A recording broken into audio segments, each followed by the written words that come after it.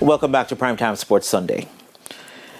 Now, national female athletes returning from the NACAC Championships who could be World Championship bound will be subjected to testing by the J3s in short order. As you'll hear in this report from Daniel McLeod, this follows the announcement by World Athletics of a new genetic testing regime to determine the eligibility conditions to compete in the female category for world ranking competitions. All Jamaican athletes heading to the World Championships in Tokyo, Japan in September will now have to be tested for the SRY gene to determine their biological sex. They'll be required to take a cheek swab or blood test just once in their lifetime. And according to fourth Vice President of the J3s, Jolette Parks, a high volume of testing will be starting this week. Bulk of the testing is going to be done when they come back from NACAC. Because remember, they're coming back on Monday the 18th, so appointments have been made for them to do tests when they return. Those who have already qualified are on the brink of qualification to have the tests done. But things are in place for those tests to be done.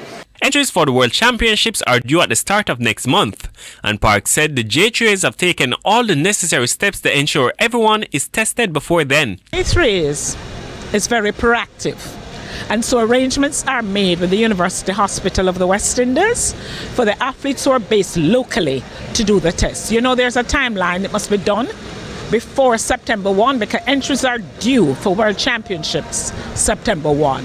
We have also made contact with the agents and managers for the overseas athletes to put plans in place. But we're working aggressively on getting it done to meet the deadline. One of the athletes to be tested following her return from NACAC is Jodine Williams, who could be among the relay pool for Tokyo after finishing fourth at the J3's National Championship. Williams, while not thrilled about the new testing regime, is accepting of their decision. I don't think I want to comment on that, but if we have to do it, then there's no going around it. We just have to do it as a female.